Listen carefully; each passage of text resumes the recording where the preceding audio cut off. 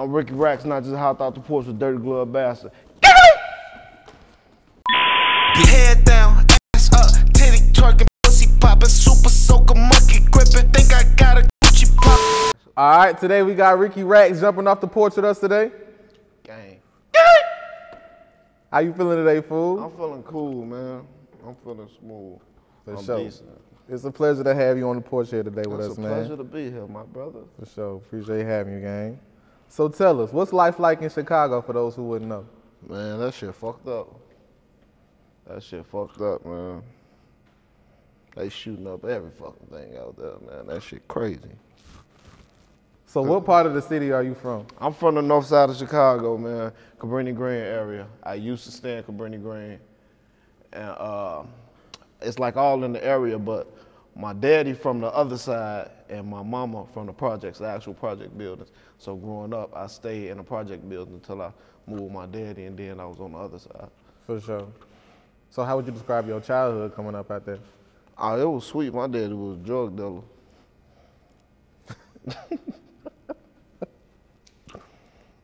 So how did it feel once your dad went away to the feds?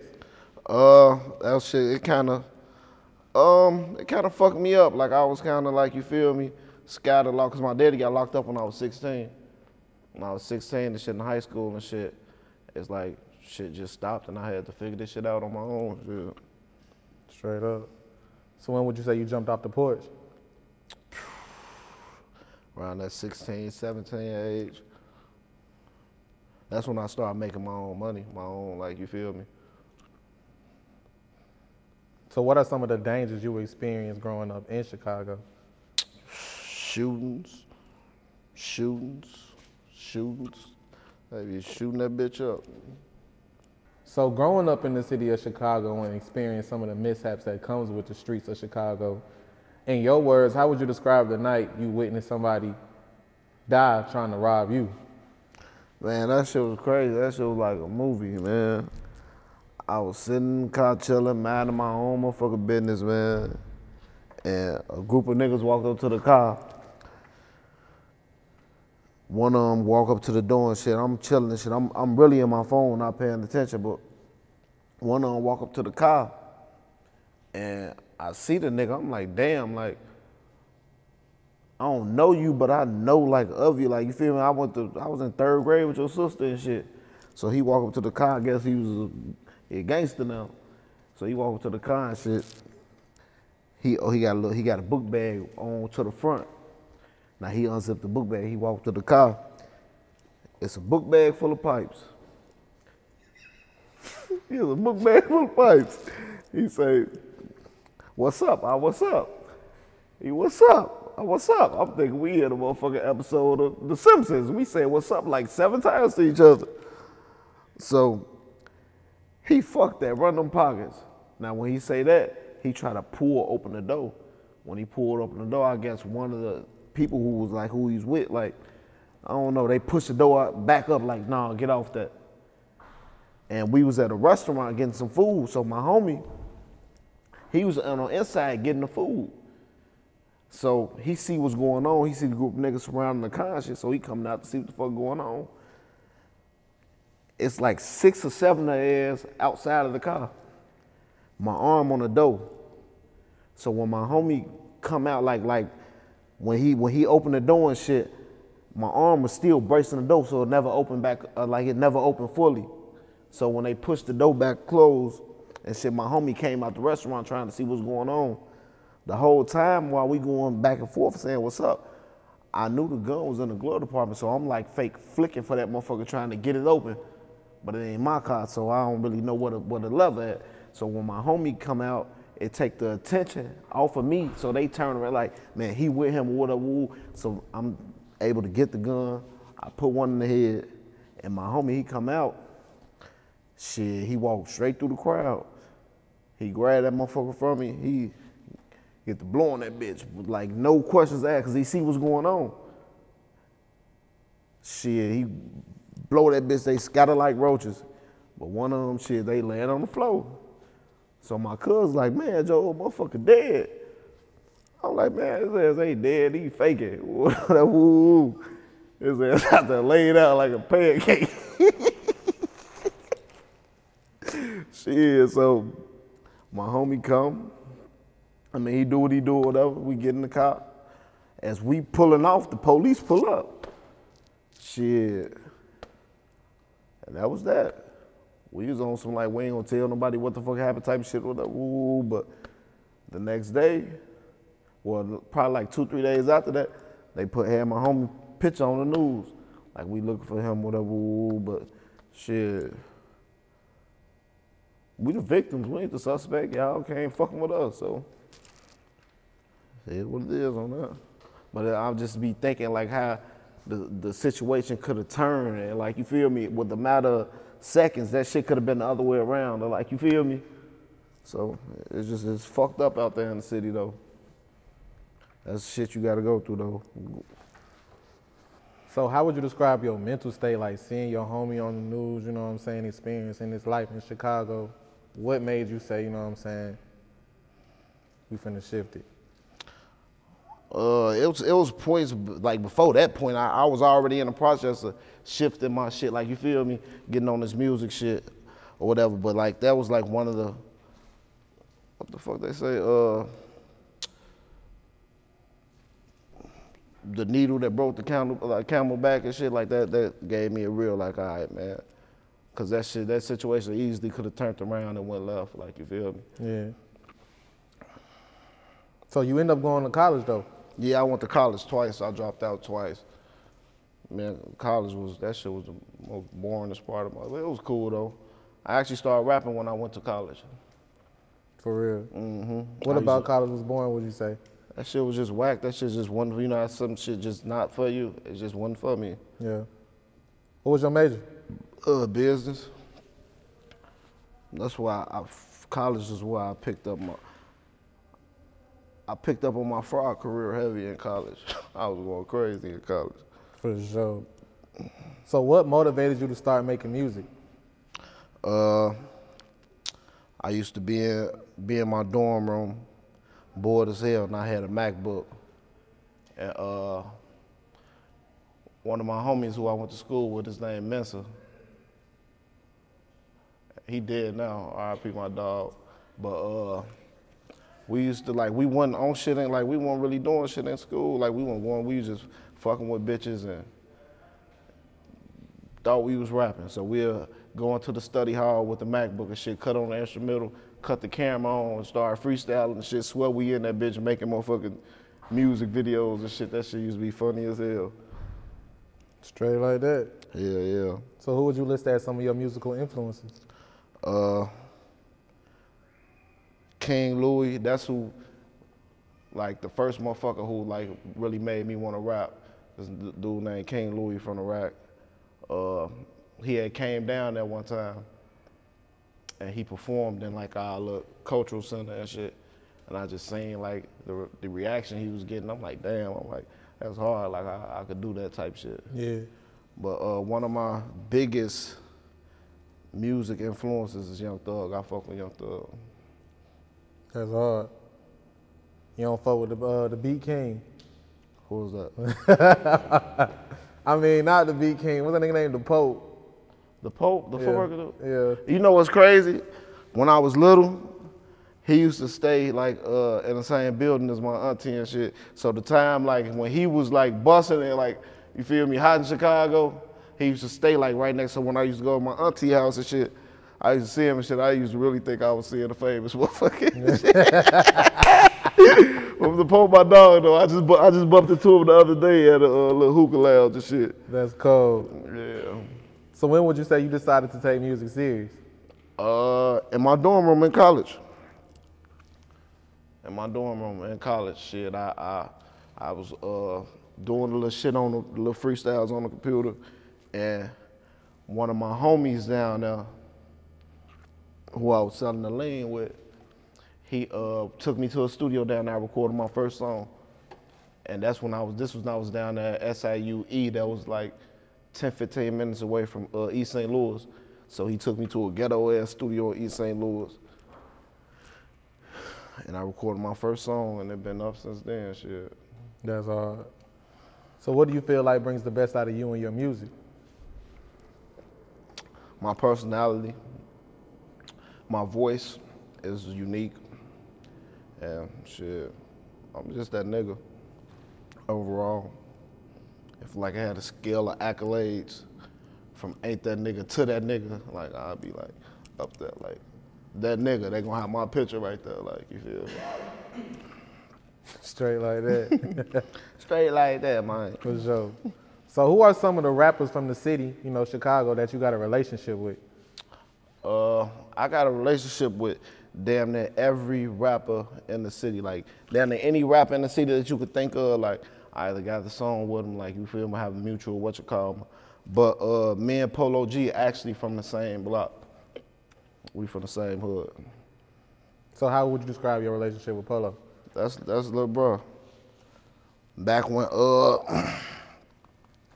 back before he even like blew or whatever, back before he blew, I used to take him to the studio and shit. Take him to the studio and shit with me. Cause I used to get a lot of studio time. And like I never used to use like all the studio time. So like the last like an hour or two of my session, I used to be finding little shorties in the hood that rap and shit, and I'd take them with me. And one of my homies, he put me on Polo. He like, man, Joe, it's this little shorty, woo, he going crazy. I listened to his music. I started taking him to the studio. One time turned to 2 times, 2 times turned to 3 times, 3 times. Like we was there now on a little schedule. That's crazy. So what was your reaction once he blew all the way up? I knew he was gonna blow up from the jump because it's like, I never seen nobody shit move that fast organically. It's like his shit was like just going. It was just steady rising. He had dropped one video, that bitch get 10,000. The next video, that bitch getting 30,000. The next song, that motherfucker audio at 50,000, 60. So it's like it was just steady going, steady going, steady going. I'm like, man, it got to a point where, cause he used to be heavy like on the gang bang rapping at first. And the little nigga, he used to work at Mariano's. I used to pick his ass up from the bus stop and take him to the studio. He records one shit so hard up in that bitch, but he on some just gang bang shit. I'm like, bro, you can't drop this till you quit that motherfucking job. You can't be getting on the bus and dropping no shit like this. That shit used to be crazy. Straight up. So what about some of the other artists you work with in Chicago? I work with damn near every artist in Chicago. I got shit with Lil Zay Osama. I got shit with Young TT. I got shit with, I even got songs with, what's his name? E-Day from 600. I got a lot of fucking features. I can't even think of all of them. I should have wrote them down before I came on here. That's what I should have did. Note taking. How would you describe your current thoughts on the rap game? That motherfucker up for grabs, bro. If you ask me, it's up for grabs for sure. It's like it ain't no right or wrong way to rap right now. Like you can do whatever, and you feel me? That shit really just up for grabs. What would you say is the biggest sacrifice you had to make for you to be successful? Not spending as much time with people I love, and like, you feel me? Like, that's like the biggest, that's the biggest sacrifice I could honestly say. So you put a lot of thought into your music videos, like they really entertaining and shit, right? Yeah. So why would you say you're so hands-on when it comes to putting your videos together? Because I just want to make sure my personality is captured on film, and then like my whole feng shui, my whole aura is like, you feel me? So in order to do that, it's like I got to be like hands-on with the shit to make sure everything go accordingly. Straight up. Talk about the concept for Dapped Up. Dapped Up, I was a fucking cowboy. I had some cow bitches and shit. We drove 3-4 hours out from the city, a little fucking horse ranch, and we made it happen, shit. I had a fucking white boy in there doing this damn thing, and shit, we just made it happen. What about the concept of flipping birds? Out flipping birds, that was Flipping the chicken restaurant. We did that in the chicken restaurant. My cousin actually owned the chicken spot. I hit him up like, man, Joe, I'm trying to shoot a video. He come through, cuz, woo. Got some bitches for that. Got them got a little shelf outfits and shit. Ordered like 200 wings and we made it happen, shit. Throwing chicken wings, slapping ass. This would be a fun time, man. Straight up. I'm a fun time, bro. Juiced up. Juiced up. Oh damn, that's the O.J. Simpson one. We redid the O.J. Simpson, cause the whole thing, like I say in the song, I'm like, call me O.J. Simpson, how I'm juiced up. So we decided to reenact the whole little O.J. Simpson trial, not the one with he was driving in a Bronco, but when he got his shit back from the people, the little Hall of Fame shit, all this little whatchamacallit. So we redid that whole little scene, rented a little motel room and shit, and that shit was decent. Tied up one of my homies, and we made a movie. All my shit be movies. Straight up. So what should we expect from your upcoming project? More crack, more funny shit. I actually just did some shit today to my new single. It's called I Just Burned My Bitch. So that's gonna be crack. Go into the concept of the single a little bit for us, man. Shit, I burned my bitch. I'm not saying I burned my bitch. I'm not saying I didn't burn my bitch, hypothetically speaking. But the song is named "I Burned My Bitch," and you're just gonna have to listen to it to get the whole, you feel me, feeling of it. Like, but that bitch hard though. Straight like that. Well, that bitch is a ass shaker. So how would you describe your grind as an independent artist? The grind as an independent artist, this shit is like, it's tedious, but it be worth it at the end. Like, I've been having my own studio for the last 3-4 years. I record all my own music and shit.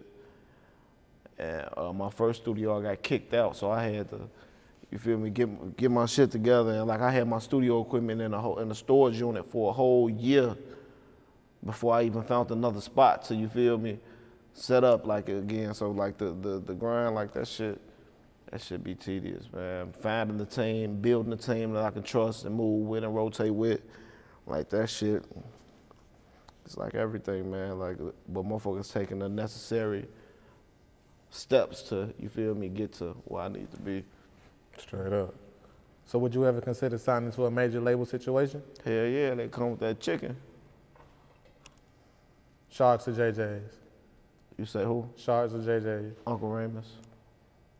Everybody be saying that lately. That's Uncle crazy. Ramus, blowing their ass out the water. Straight like that. On my mama. So what are some of your goals for your career? I want to be one of the biggest artists in the world.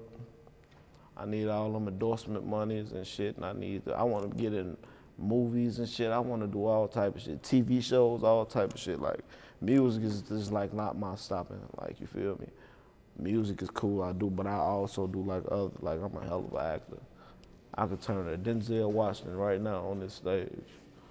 Straight up. Why do you think it's such important to have such a vibrant personality as an entertainer? Because you got to be able to you got to make people like you, like people want to be around. So you feel me? So when I come around, I make sure I supply the vibes. That's why I call myself the big viber. Because when you with me, you gonna have a good time. You gonna get drunk. You gonna get fucked up. You gonna whatever you feel me. You want to get high, what you want. It's like you gonna have a good time when you with me. I supply the vibes.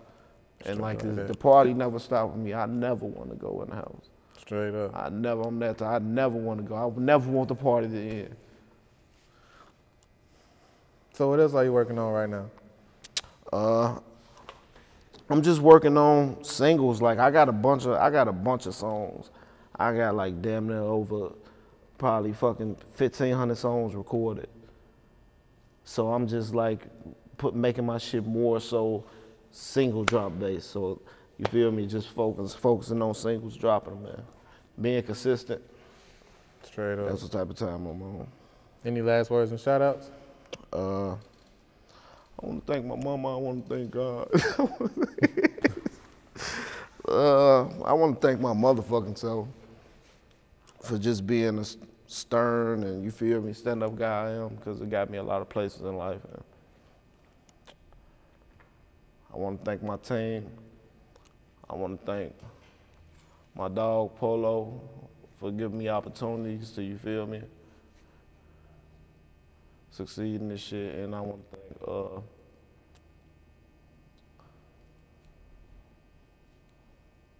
to thank, that bitch that gave me head last night, released all my little stress. And that's it. That's all. For sure, man. Rickey Rackzz, we appreciate you having me today, gang. All right. Head down, ass up, titty twerking, pussy popping, super soaker, monkey gripping. Think I got a Gucci, pollen buns clapping.